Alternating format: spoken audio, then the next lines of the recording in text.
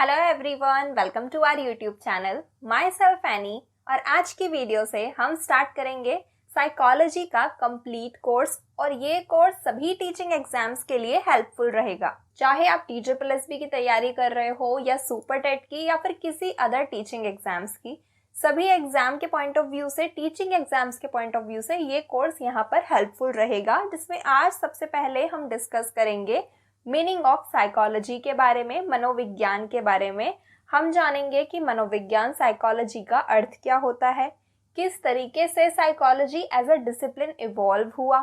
Educational psychology के बारे में डिस्कस करेंगे और ये भी जानेंगे कि भारत में साइकोलॉजी की शुरुआत कैसे हुई। अगर वीडियो पसंद आए तो लाइक जरूर करना और अपने दोस्तों के साथ शेयर भी करना। और अगर आपने अभी तक चैनल को सब्सक्राइब ना किया हो तो सब्सक्राइब कर देना, साथ ही बेल आइकन भी प्रेस कर देना। हमारे सोशल मीडिया अकाउंट से जुड़ने के लिए आप पेज को भी फॉलो कर सकते हैं और इस टॉपिक के नोट्स आपको मिलेंगे टेलीग्राम चैनल से, तो अभी जाकर आप इस चैनल से भी जुड़ सकते हैं। Psychology was considered as a branch of philosophy, यानी कि जो मनोविज्ञान है वो दर्शन शास्त्र की ही एक शाखा माना जाता है। फिलोसफी से ही साइकोलॉजी एज अ डिसिप्लिन निकला है। तो फिलोसफी को मदर ऑफ ऑल डिसिप्लिन माना जाता है कि जो सभी डिसिप्लिन है वो कहीं ना कहीं फिलॉसफी से ही निकले हैं। तो उसी तरह साइकोलॉजी भी, मनोविज्ञान भी फिलॉसफी यानी कि दर्शन शास्त्र से ही निकला है। तो साइकोलॉजी जो ये शब्द है ये दो लैटिन वर्ड्स से मिलकर बना है, साइकी प्लस लोगस। साइकी का मतलब है सोल यानी कि आत्मा, साइकी का मतलब है सोल यानी कि आत्मा, और लोगस का मतलब है स्टडी और साइंस यानी कि अध्ययन। इस तरह से हम क्या कह सकते हैं साइकोलॉजी को कि साइकोलॉजी क्या है, is a study of soul या फिर साइंस ऑफ सोल, जिसमें हम आत्मा का अध्ययन करते हैं, या फिर आत्मा के अध्ययन को ही मनोविज्ञान कहते हैं। और सबसे पहले साइकोलॉजी को स्टडी ऑफ सोल माना जाता था, आत्मा का अध्ययन ही माना जाता था, जिनमें प्लेटो, एरिस्टोटल और डेस्कार्ट्स का नाम है। यानी कि ये जो सभी फिलोसोफर्स हैं, थिंकर्स हैं, ये साइकोलॉजी को स्टडी ऑफ सोल मानते थे, साइकोलॉजी को आत्मा का अध्ययन मानते थे। लेकिन बाद में इस डेफिनेशन को इनवैलिड कर दिया गया, अमान्य हो गई थी ये जो साइकोलॉजी की परिभाषा है, क्योंकि यहाँ पे सोल का एग्जैक्ट मीनिंग, सोल की एग्जैक्ट परिभाषा किसी को समझ नहीं आ रही थी। यहाँ पर सोल के मीनिंग को लेकर मतभेद थे, सभी अपना अलग अलग पॉइंट ऑफ व्यू रखते थे कि आत्मा क्या है। इसके बारे में एक एग्जैक्ट यूनिवर्सल डेफिनेशन नहीं थी, तो इसीलिए इस डेफिनेशन को इनवैलिड कर दिया गया था at the end of 16th century. 16वीं शताब्दी के अंत में ये परिभाषा अमान्य हो गई थी और फिर एक नई परिभाषा आई मनोविज्ञान की। 17th सेंचुरी में साइकोलॉजी को स्टडी ऑफ माइंड माना जाने लगा कि साइकोलॉजी में हम क्या करते हैं, मन का अध्ययन करते हैं। पहले माना जाता था कि आत्मा का अध्ययन करते हैं और अब माना जाने लगा कि मन का अध्ययन करते हैं, माइंड का अध्ययन करते हैं। और इनमें इटालियन साइकोलॉजिस्ट हैं पोम्पोलोजी, इनका नाम प्रमुख है, जो साइकोलॉजी को स्टडी ऑफ माइंड मानते थे। लेकिन फिर बाद में इस डेफिनेशन को भी इनवैलिड कर दिया गया, अमान्य घोषित कर दिया गया, क्योंकि माइंड की भी कोई एक एग्जैक्ट डेफिनेशन, एग्जैक्ट मीनिंग नहीं था। इसीलिए बाद में इस डेफिनेशन को भी अमान्य कर दिया गया था। उसके बाद 19th सेंचुरी में साइकोलॉजी को स्टडी ऑफ कॉन्शियसनेस माना जाने लगा, यानी कि चेतना का अध्ययन माना जाने लगा। और इसमें प्रमुख नाम है विलियम वुंड, विलियम जेम्स का। तो विलियम वुंड, विलियम जेम्स जैसे जो फिलोसोफर्स थे, थिंकर्स थे, वो मानते थे कि साइकोलॉजी क्या है, स्टडी ऑफ कॉन्शियसनेस है, जिसमें हमारी कॉन्शियसनेस का अध्ययन किया जाता है। लेकिन कुछ टाइम बाद ये डेफिनेशन भी इनवैलिड हो गई थी। क्यों हो गई थी? क्योंकि कॉन्शियसनेस किसी भी व्यक्ति की सच्चाई नहीं होती। कॉन्शियसनेस तो वो है जो हम जानबूझकर दिखाना चाहते हैं, लेकिन किसी भी इंसान की असली जो सच्चाई होती है वो अनकॉन्शियस या फिर सबकॉन्शियसनेस में होती है। तो इसीलिए यहाँ पर इस डेफिनेशन को भी अमान्य घोषित कर दिया गया था, इनवैलिड हो गई थी ये डेफिनेशन भी। और फिर 20th सेंचुरी में क्या माना गया कि साइकोलॉजी स्टडी ऑफ बिहेवियर है, मनोविज्ञान व्यवहार का अध्ययन है, इसमें हम व्यवहार का अध्ययन करते हैं, बिहेवियर को स्टडी करते हैं। और इसमें जो प्रमुख नाम है वो है वॉटसन, वुडवर्थ, स्किनर, थॉर्नडाइक, मैकडोगल। तो जितने भी बिहेवियरिस्ट हैं वो इस वाली डेफिनेशन को सपोर्ट करते हैं और आज तक भी यही डेफिनेशन मानी जाती है साइकोलॉजी की कि साइकोलॉजी क्या है, स्टडी ऑफ बिहेवियर है। तो सबसे पहले हमने साइकोलॉजी की डेफिनेशन में, मीनिंग में क्या देखा था कि इसको माना जाता है स्टडी ऑफ सोल, यानी कि आत्मा का अध्ययन। उसके बाद साइकोलॉजी को स्टडी ऑफ माइंड माना गया, यानी कि मन का अध्ययन। फिर साइकोलॉजी को स्टडी ऑफ कॉन्शियसनेस माना जाने लगा, यानी कि चेतना का अध्ययन। और लास्ट में साइकोलॉजी को क्या माना जाता है अब? बिहेवियर का अध्ययन, व्यवहार का अध्ययन, स्टडी ऑफ बिहेवियर। तो अब साइकोलॉजी को स्टडी ऑफ बिहेवियर माना जाता है, व्यवहार का अध्ययन माना जाता है। तो इस तरीके से साइकोलॉजी के मीनिंग में इवोल्यूशन हमने देखा कि किस तरीके से सोल से लेकर बिहेवियर तक 16th सेंचुरी से लेकर 20th सेंचुरी तक हमने साइकोलॉजी की डेफिनेशन में चेंजेस देखे। और इसी पर आधारित वुडवर्थ का ये कोट भी है, जिसमें क्या कहा गया है? Psychology first abandoned its soul, then mind, then consciousness, and today psychology accepts the nature of method of behaviour. यानी कि मनोविज्ञान ने पहले अपनी आत्मा, फिर मन, फिर चेतना को त्यागा, और आज मनोविज्ञान व्यवहार की पद्धति को स्वीकार करता है।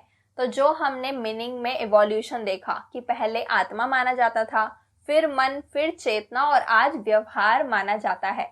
तो वुडवर्थ के इस कोट में यही बताया गया है कि किस तरह साइकोलॉजी ने पहले अपनी सोल को त्यागा, फिर माइंड को, फिर कॉन्शियसनेस को, और आज बिहेवियर की पद्धति को स्वीकार किया जाता है। साइकोलॉजी एक साइंस है जिसमें हम क्या स्टडी करते हैं? मेंटल प्रोसेसेस को, एक्सपीरियंस को और बिहेवियर को। तो यहाँ पर ये 3 टर्म्स इंपॉर्टेंट है, और यहाँ से ये क्वेश्चन भी बन सकता है कि psychology is a science which studies, और ऑप्शन में आपको ये तीनों ऑप्शन दिख सकते हैं, और चौथा कोई और ऑप्शन भी दिख सकता है। और आपसे ये भी पूछा जा सकता है कि इसमें क्या सही है या क्या गलत है, जिसमें हमें पता होना चाहिए कि साइकोलॉजी एक साइंस है जिसमें हम मेंटल प्रोसेस, एक्सपीरियंस और बिहेवियर को स्टडी करते हैं अलग अलग कॉन्टेक्स्ट में, डिफरेंट कॉन्टेक्स्ट में। मेंटल प्रोसेस का क्या मतलब है?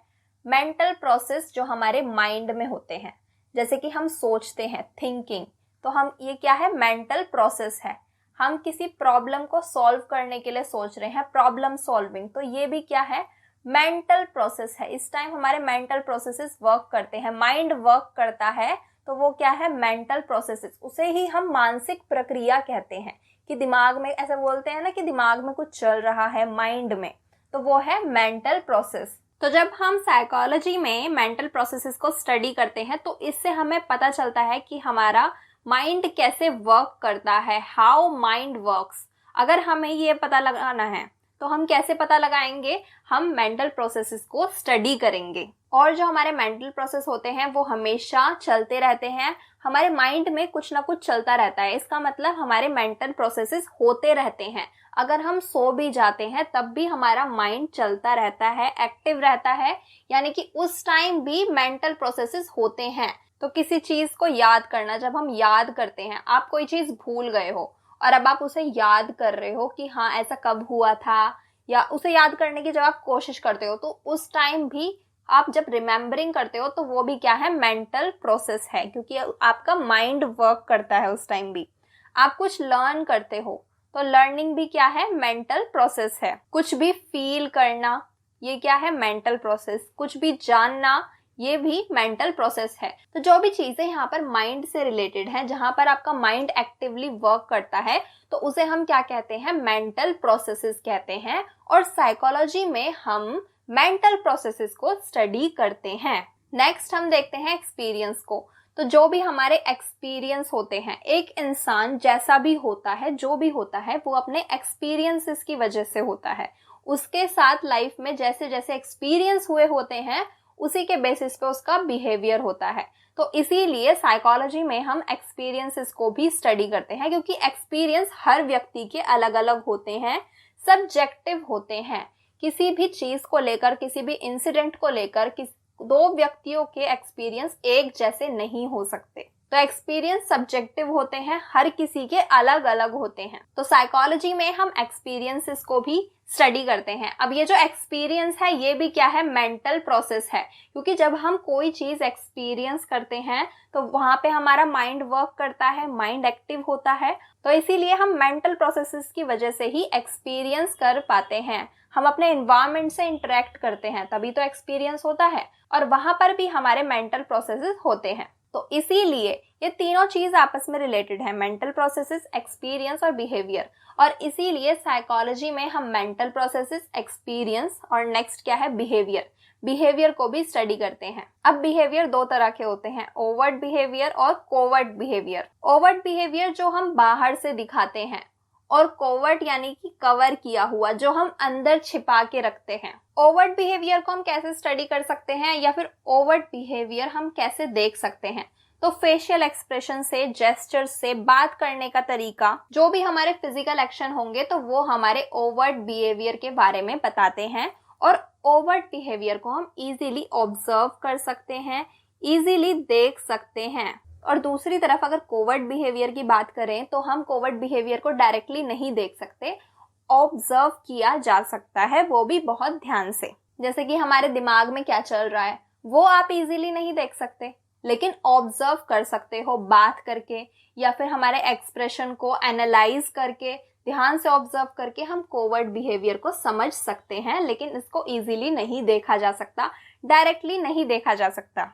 तो मनोविज्ञान में हम मेंटल प्रोसेस, एक्सपीरियंस और बिहेवियर को स्टडी करते हैं, और ये तीनों आपस में इंटर रिलेटेड हैं।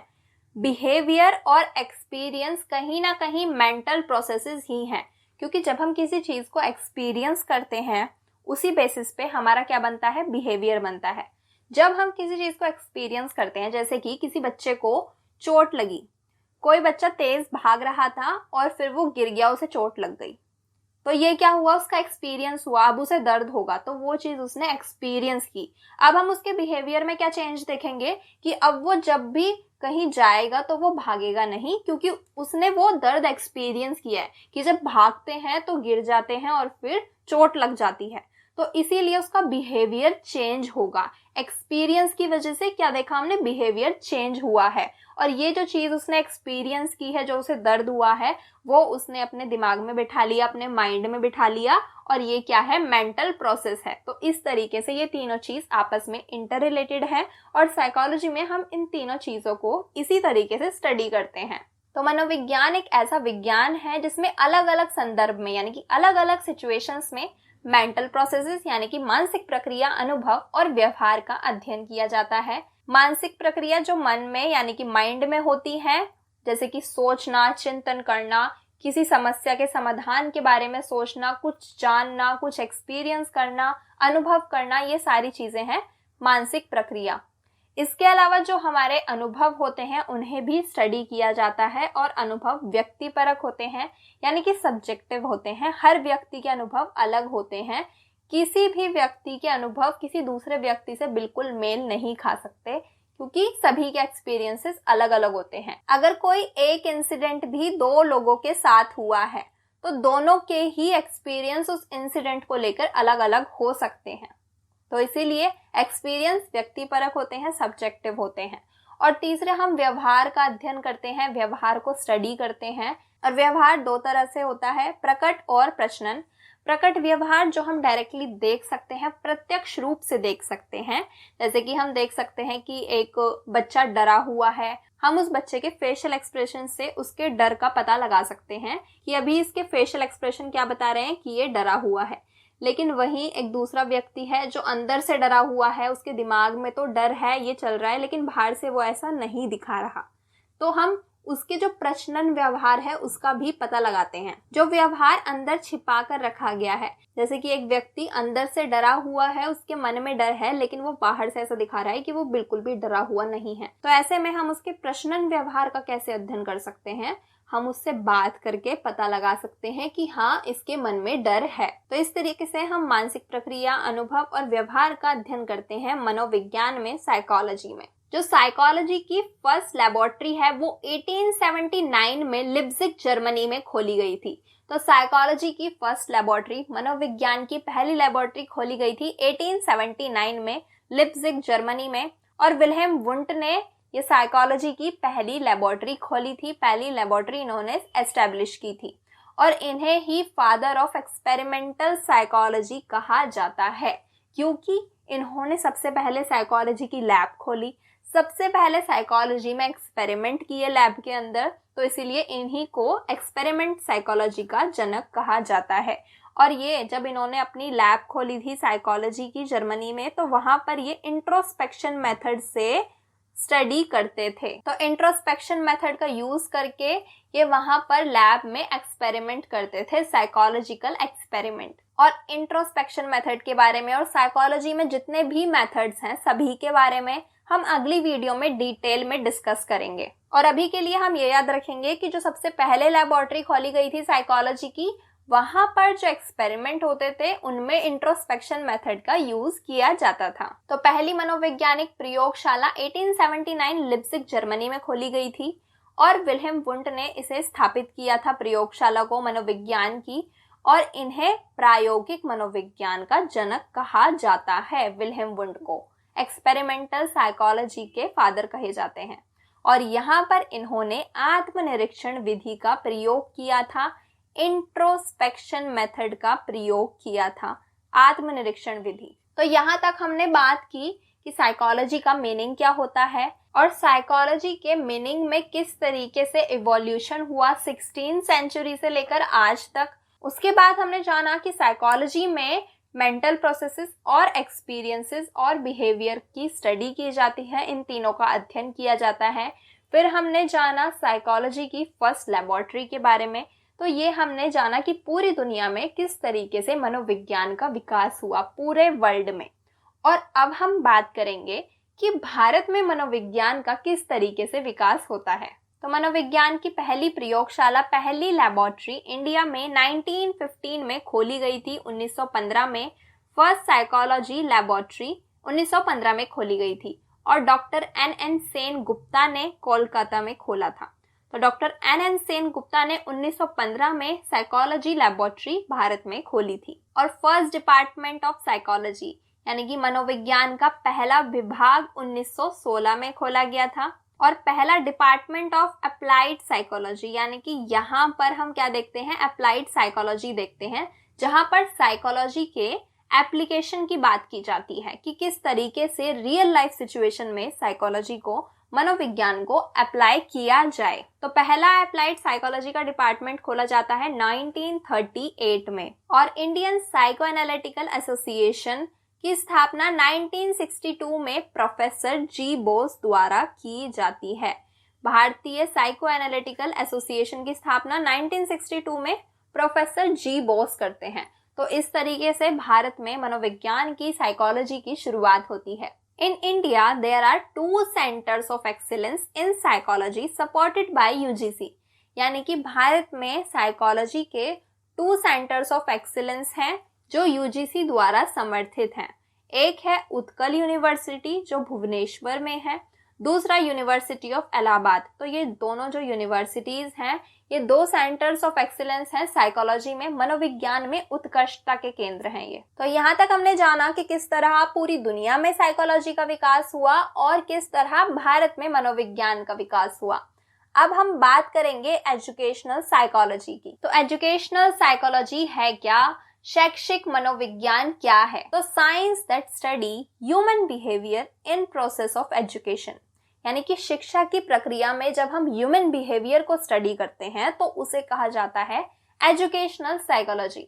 शिक्षा प्रक्रिया में कैसे?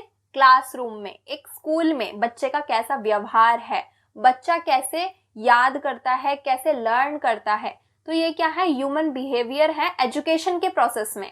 तो इसीलिए ये क्या है, एजुकेशनल साइकोलॉजी है।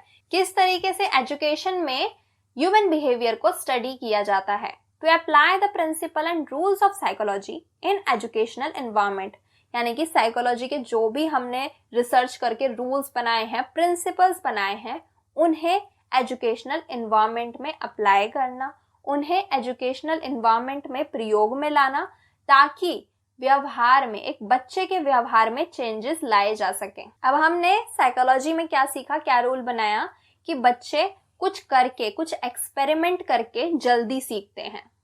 अब इस चीज को हमने एजुकेशनल एनवायरनमेंट में यूज किया, इस रूल को हमने एजुकेशनल एनवायरनमेंट में यूज किया। कैसे किया? एक क्लास में एक बच्चा है जिसे उसकी टीचर बुक रीड करके पढ़ाती है लेकिन उसे समझ नहीं आती चीजें।